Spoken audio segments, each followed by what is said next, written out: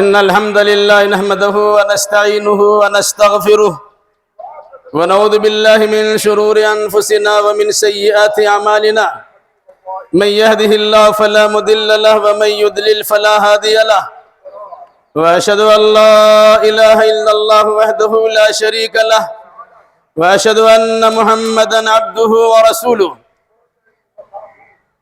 أما بعد فإن خير الحديث كتاب الله وخير الهدي هدي محمد صلى الله عليه وسلم وشر الأمور محدثاتها وكل محدثة بدعة وكل بدعة ضلالة وكل ضلالة في النار. أعوذ بالله السميع العليم من الشيطان الرجيم. بسم الله الرحمن الرحيم. يا أيها الذين آمنوا كتب عليكم الصيام كما كتب على الذين من قبلكم لعلكم تتقون. سبحانك لا علم لنا إلا ما علمتنا إنك أنت العليم الحكيم. رب اشرح لي صدري ويسر لي أمري واحلل عقدة من لساني يفقهوا قولي رب زدني علما. حمد و ثنا بڑائی و کبریائی اس وحدہ لا شریک حکم الحاکمین کے لیے لائق و سزاوار ہے، جس نے ہمیں اپنے خصوصی فضل و کرم سے ماہ رمضان المبارک کا بابرکت مہینہ عطا کیا، ساتھ ساتھ اس میں کی جانے والی عبادتوں کی توفیق بخشی. پھر اس کے بعد اللہ تبارک و تعالیٰ نے عید الفطر کی دوگانہ نماز ادا کرنے کا موقع فراہم کیا. آج الحمدللہ حاجی محمد محسن اسکوائر یعنی گول تالاب میں عید الفطر کی 2 رکعتیں نماز ہم نے ادا کر لی ہے. پھر سنت رسول کے مطابق خطبہ کی سماعت کے لیے ہم لوگ بیٹھے ہوئے ہیں. اللہ تبارک و تعالیٰ سے خصوصی دعا ہے کہ اللہ ہماری زبان سے صحیح بات نکلوائے اور ساتھ ساتھ ہماری زبان سے نکلی ہوئی بات آپ کے کانوں کے ذریعے سے دل و دماغ تک رچ بس جائے اور آئندہ کے لیے کتاب و سنت کی روشنی میں لاہ عمل تیار کرنے کی توفیق بخشے. میرے بھائی اور بہنوں، رمضان المبارک کا بابرکت مہینہ آیا اور داغ مفارقت دے کے چلا گیا. مہینہ تو آتا ہی ہے اور اسے جانا ہی ہوتا ہے. سال بھی آتا ہے اور چلا جاتا ہے، دن آتا ہے چلا جاتا ہے. اس طریقے سے ایام گزرتے رہتے ہیں یہاں تک کہ ہماری زندگی کا وہ وقت آ جاتا جب ہم یہاں سے اپنی جان کو جان کے پیدا کرنے والے اللہ کے حوالے کر دیتے ہیں. جان دی ہوئی اسی کی تھی، حق تو یہ ہے کہ حق ادا نہ ہوا. بہرحال اللہ تبارک و تعالیٰ نے ہمیں توفیق بخشی. آج ابھی ہم عید کی نماز پڑھنے کے بعد خطبہ کی سماعت میں منہمک اور مشغول ہیں. میرے بھائی اور بہنوں، کچھ لمبی چوڑی تقریر نہیں ہوگی، اختصار کے ساتھ چند باتیں آپ یاد رکھیے کہ رمضان نے ہمیں کیا سبق پڑھایا ہے اور آئندہ 11 مہینوں کے لیے ہمیں اس رمضان کے پڑھائے ہوئے اسباق کو کس طرح عملی جامہ پہنانا ہے. ہم نے رمضان المبارک کے مہینے میں فرض نمازوں کے ساتھ ساتھ نوافل کی پابندی کی ہے. ہم نے رمضان کے مہینے میں روزے کا اہتمام کیا ہے. ہم نے رمضان کے مہینے میں صدقہ و خیرات کا ایک بڑا حصہ عمل میں لایا ہے. ہم نے رمضان کے مہینے میں دعا و مناجات بھی بے شمار کی ہے. ہم نے رمضان کے مہینے میں صدقہ و خیرات بھی کیے ہیں، ذکر و اذکار بھی کیے ہیں، بہت سارے اعمال بجا لائے، اس امید کے ساتھ کہ اللہ تبارک و تعالیٰ اسے شرف قبولیت بخش دے اور ہم سبوں کے لیے مغفرت کا یعنی باعث مغفرت بنا دے. میرے بھائیوں، آپ کو خیال یہ کرنا چاہیے کہ دن و رات میں 5 وقت کی نماز فرض ہے. مردوں کے لیے جماعت میں آنا ضروری ہے. اس کا مقصد یہ ہوتا ہے کہ 5 وقت کی نمازوں میں محلے کے جو لوگ جماعت میں شامل ہوتے ہیں ان کے حالات کا جائزہ لیا جا سکے. اگر کوئی آدمی جماعت میں شامل نہیں ہوا ہے تو اس کے گھر سے خبر لی جائے، کہیں وہ سفر پہ تو نہیں ہے، کہیں وہ سخت بیمار تو نہیں ہے. اگر سفر پہ چلا گیا، گھر میں خواتین اور بچے ہوں اور وہاں کسی قسم کا درکار اور ضرورت ہو تو محلے کے اعتبار سے مسجد کے مصلیان کی ذمہ داری بنتی ہے کہ ان سے رابطہ قائم کرنے کے بعد ان کی پریشانیوں کا حل نکالنے کی کوشش کی جائے۔ اسی طریقے سے جمعہ کی نماز مجھ سے بڑا اجتماع ہوتا ہے، کئی محلے ایک ساتھ مل کے نماز پڑھتے ہیں، بڑی تعداد میں لوگوں کی شرکت ہوتی ہے، تو بڑے پیمانے پر یعنی کئی محلوں کے پیمانے پر اس کا خیال رکھا جاتا ہے کہ مسلمان ایک دوسرے کا کس طرح خیال رکھے گا اور ہمدردی اور غم گساری کا کس طرح ثبوت فراہم کرے گا۔ جو انسان ہر جمعہ میں آتا ہے، کبھی کسی جمعہ مجھ سے ملاقات نہیں ہوتی، تو جس طرح خاص لوگوں سے متعلق سوال و جواب ہوتا ہے کہ وہ آدمی کیوں نہیں آ رہا ہے، ان کے حالات کا جائزہ لیا جاتا، پتہ چلا کہ سخت بیمار ہے، ہاسپٹلائز ہے، ہر نرسنگ ہوم میں بھرتی ہے، یا کہیں اور بھی کسی پریشانی سے دو چار ہے، تو جو ان کے ملنے جلنے والے افراد ہوتے ہیں یہاں سے خبرگیری کرنے کے بعد گھر تک پہنچتے ہیں اور ان کے درد کا درما اور ان کی پریشانیوں کا مداوا بننے کی کوشش کرتے ہیں۔ اسی طریقے سے عید اور بقرعید کے موقع پر جمعہ سے بھی بڑی جماعت ہوتی ہے۔ جمعہ سے بڑی جماعت کا مقصد یہ ہوتا ہے کہ امام عیدین جمعہ کے علاوہ عید الفطر یا عید الاضحیٰ میں عیدین میں شریک ہونے والے عام مسلمانوں تو خصوصی پیغام پہنچائے کہ جس کا دائرہ کار صرف مسجد کے محلے کی حد تک نہیں یا دو چار محلے کی حد تک نہیں، بلکہ جہاں سے دور دراز سے لوگ عیدین کی نماز میں شامل ہوتے ہیں وہاں تو خصوصی پیغام پہنچا دیا جائے۔ آپ نے کبھی غور کیا ہے؟ اجتماعی زندگی اسلام کی ایک بہت بڑی خوبی ہے، ایک ساتھ رہنا اسلام کی بہت بڑی خوبی ہے، جس میں سر سے لے کے پیر تک 360 جوڑ بدلائے جاتے ہیں۔ جسم کا سب سے اعلیٰ عرفہ حصہ سر اور پیشانی ہے، سب سے نیچا پاؤں اور اس کا تلوا ہے۔ لیکن کبھی آپ نے غور کیا ہے اگر کسی انسان کے پاؤں میں کانٹا چبھ جاتا ہے، ایک پاؤں میں کانٹا چبھا دوسرا پاؤں آگے بڑھنے سے رک جاتا ہے، انسان وہی بیٹھتا اپنے ہاتھ کو اس سے زخمی جگہ پر لے جاتا ہے، آنکھیں اس کو دیکھتی ہے، دل اس کی ٹیس کو محسوس کرتا ہے، دل و دماغ اس کے جھنجھلا جاتے ہیں، بسا اوقات ان کی آنکھوں سے آنسو جاری ہو جاتا ہے۔ انسان کا سر اوپر ہوتا ہے لیکن نیچے جھک کر اپنے سے نیچے پاؤں کے تلوے کے نیچے غور و فکر کرتا ہے۔ کبھی آپ نے اس پر غور کیا ہے؟ مسلم سماج میں جتنا بڑا انسان کیوں نہ ہو جائے انہیں چھوٹوں کے بھی خیال کرنا چاہیے۔ اگر چھوٹے کو تکلیف پہنچی ہے تو بڑوں کو بھی اس کی تکلیف کو دور کرنے کے لیے تیار رہنا چاہیے۔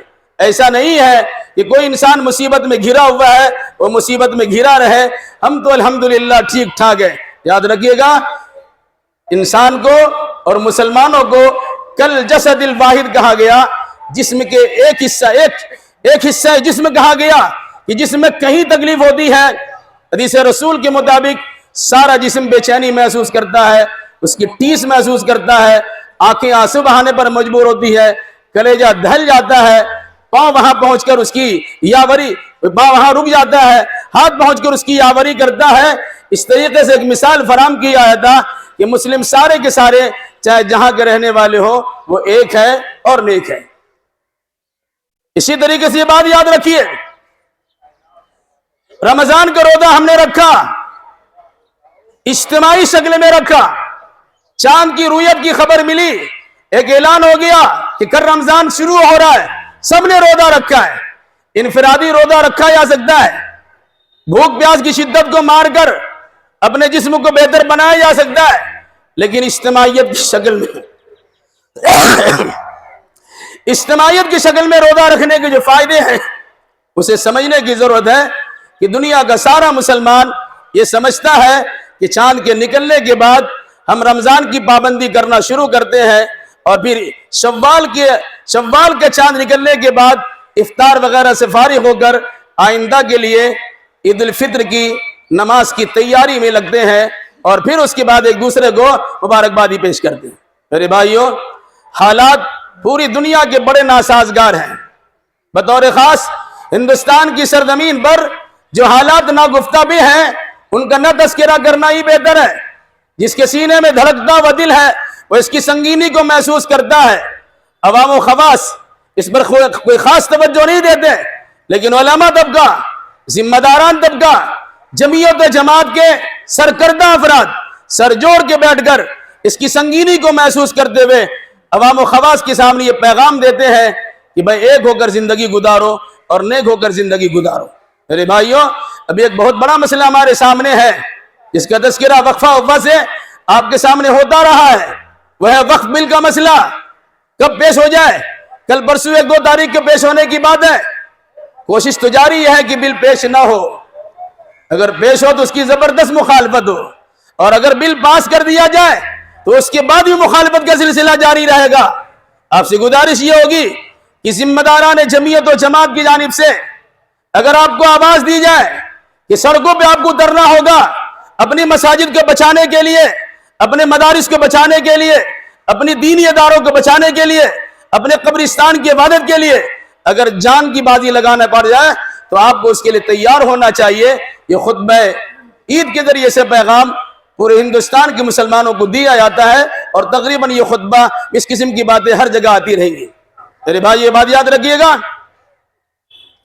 ایک انسان جو اپنے آپ کو مسلمان سمجھتا ہے، مسلمان ہونے کے ناطے ان کی دینی ذمہ داری بنتی ہے کہ مسلمان وہ مسلم ایمان ہوتا ہے، امن و امان کی بحالی کرتا ہے، فتنہ و فساد اور خلفشار پیدا کرنا ان کا کام نہیں ہوتا، بلکہ امن و شانتی کی دعوت دیتا ہے، اس کا عملی جامہ پہناتا ہے اور اس کے مطابق زندگی گزارنے کی وہ خود بھی کوشش کرتا ہے اور دوسروں کو بھی رہنمائی کرتا رہتا ہے۔ علاوہ دی یہ بات یاد رکھیے گا کہ ہندوستان کی سرزمین پر پہلے سے زیادہ حالات خراب ہیں، لیکن ان خرابی حالات کے ازالے کے لیے ہمیں صرف دعاؤں سے کام نہیں چلتا، بلکہ جن ذرائع سے لوگوں کے دل و دماغ کو اسلام کی راستبازی اور سچائی کی طرف مائل کیا جا سکتا ہے، ان ذرائع کو اپنانا ہمارے لیے ضروری ہے، اور وہ ذرائع ہے دعوت و تبلیغ، کہ ہم اپنی زبان سے بھی دعوت و تبلیغ کا فریضہ انجام دیں اور ساتھ ساتھ عملی جامہ پہنا کر اپنے جسم و جان سے اس کا ثبوت فراہم کریں کہ ہم اسلام کے جیتی جاگتی تصویر ہے کہ اسلام نے جو کہا ہے ہم اسے بجا لاتے ہیں، ہماری زبان سے جو بات نکلتی ہے اسی کا ہم آئینہ دار اور نمونہ ہوتے ہیں۔ ہماری زندگی کو دیکھ کر کتاب و سنت کی تعلیمات کی روشنی میں ہمیں صحیح سمجھنے کی کوشش کی جائے۔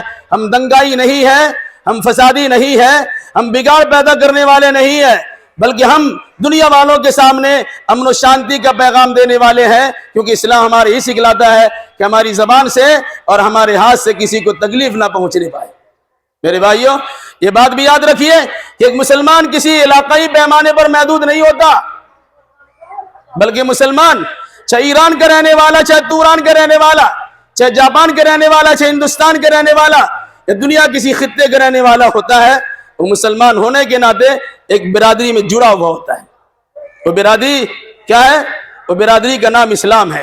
تو جس طرح اسلام پوری دنیا میں ہے، ہم مسلمانوں کی ذمہ داری ہے کہ اس برادرانہ تعلقات کو برقرار رکھیں۔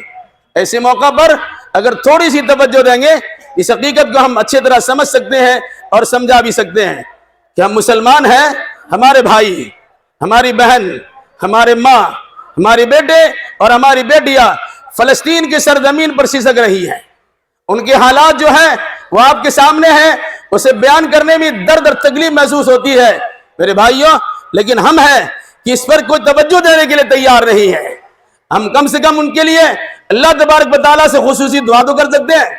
یہ بھی یاد رکھیے گا، بہت سے لوگ خواہ مخواہ کے غم کا اظہار کرتے ہوئے فلاں جگہ مسلمانوں کو تکلیف ہو رہی ہے، ہم عید کی خوشی نہیں منائیں گے۔ یاد رکھیے گا، کسی جگہ کے حالات کی خراب ہونے سے اسلامی شریعت بدلہ نہیں کرتی ہے، اس لیے اسلام نے جس چیز کا حکم دیا ہے اسے بجا لائیے۔ روزہ رکھنے کا حکم دیا، روزہ ادا کر لیجئے۔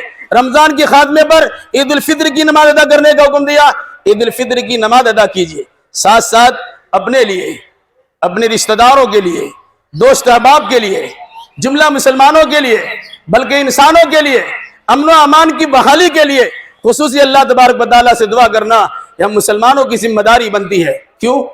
اس کی وجہ یہ ہے کہ آدم کی اولاد تو سب ہے، مسلم بھی اور غیر مسلم بھی،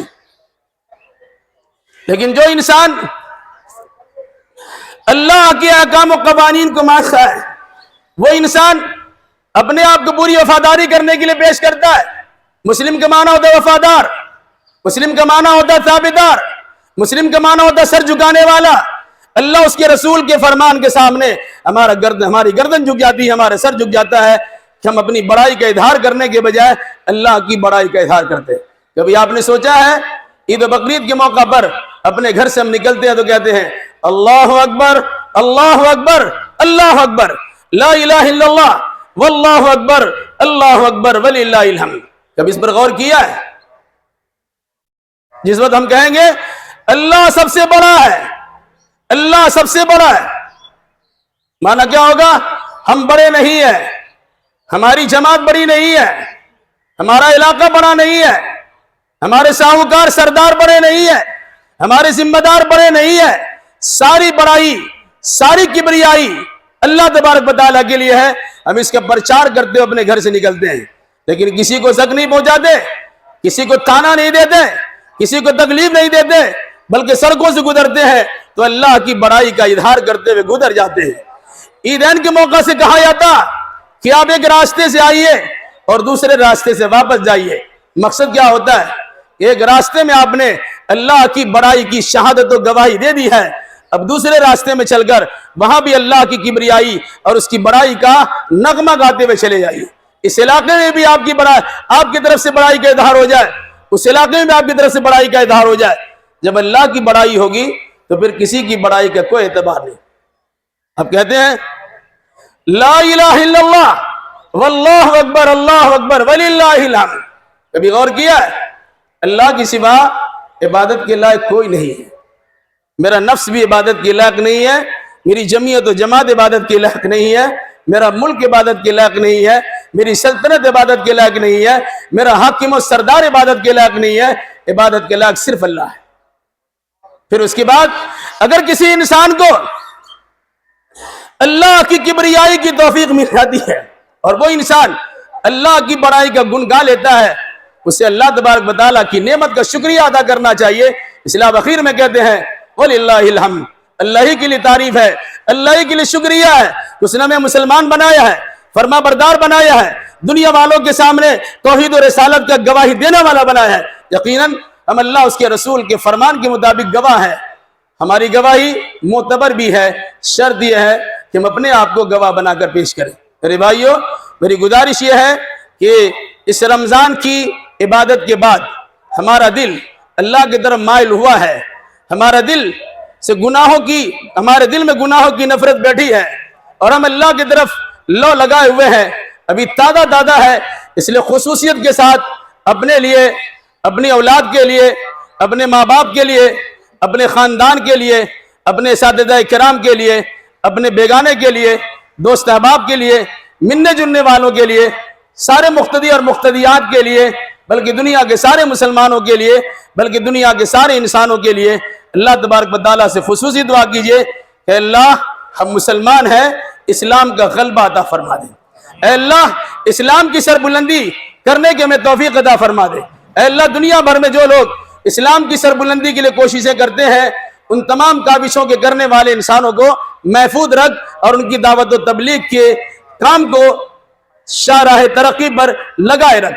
الہ العالمین ہم میں جو بیمار ہے انہیں شفاء کامل و عاجل عطا فرما دے، جو مقروض ہے انہیں قرض ادا کرنے کی سہولیات فراہم کر دے، جو ماخوذ و گرفتار ہے ان کے لیے رہائی کے اسباب پیدا کر دے، جو دینی دنیاوی اعتبار سے پریشان حال ہے ان کی جملہ پریشانی کو دور فرما دے۔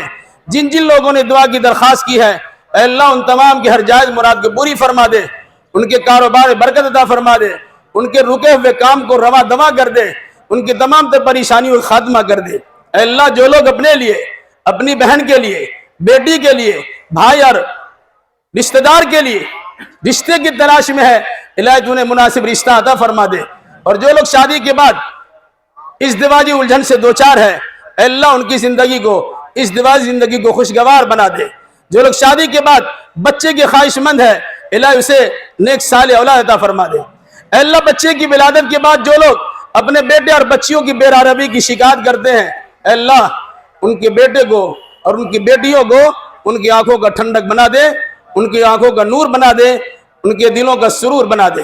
اے اللہ جن بچے اور بچیوں نے ایگزام اور امتحان دیا ہے تو اپنے فضل و کرم سے انہیں کامیابی کی منازل کو طے کرا دے۔ اے اللہ ہم مسلمان تیری بارگاہ میں رمضان کے روزوں کی ادائیگی کے بعد شریعت محمدی کے مطابق یا شریعت محمدی کے مطابق ہم 2 رکعت نماز ادا کرنے کے بعد خطبہ کے دوران دعا کرتے ہوئے تو اس سے خصوصی گزارش کرتے ہیں کہ ہم مسلمانوں کی جو میدان میں براہ راست بغیر کسی چھت کی رکاوٹ کے تیری بارگاہ میں کھڑے ہیں، تیری بارگاہ میں بیٹھے ہیں اور تیری بارگاہ میں دعا کرتے ہیں، اللہ اس کھلی فضا میں ہماری آواز کو سن لے اور ہماری صدا کو سن لے، ہماری دعا قبول فرما لے اور ہم جملہ مسلمانوں کی پریشانی کو دور فرما دے۔ اے اللہ بطور خاص ابھی ہندوستان کے پیمانے پر ملکی حالات بڑے خطرناک ہیں، کچھ لوگ خواہ منافرت پیدا کرتے ہیں، ہندو مسلم فساد پیدا کرنے کی کوشش کرتے ہیں۔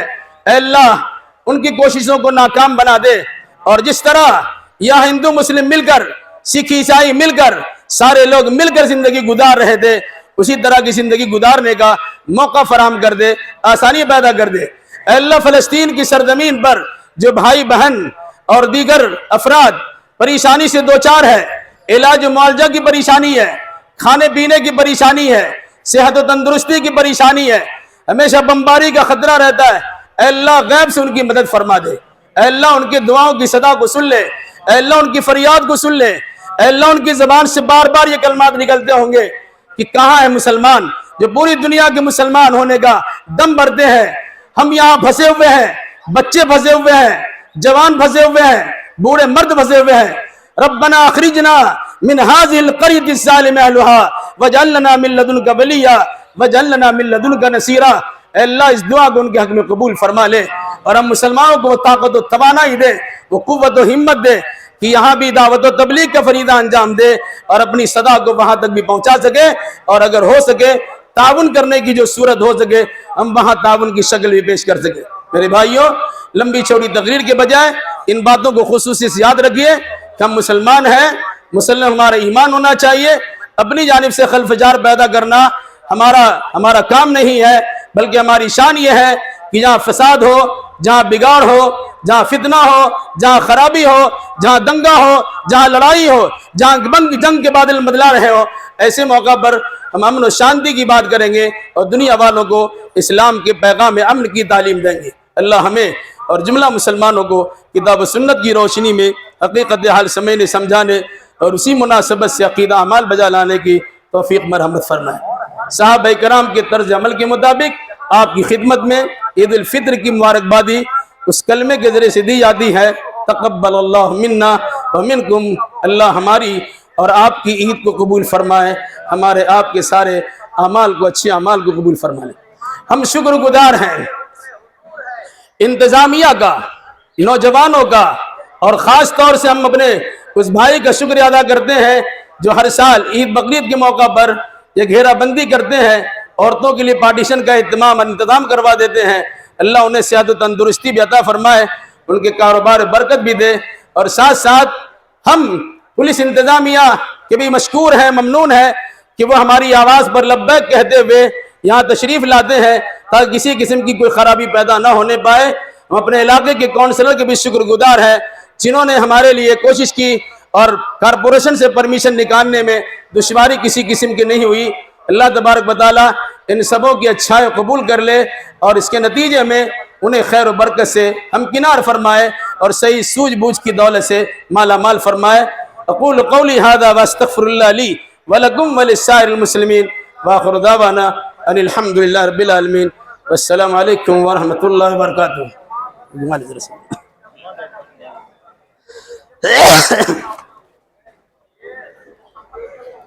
ٹھیک سے گھما پھر لے لو گے ادھر سے۔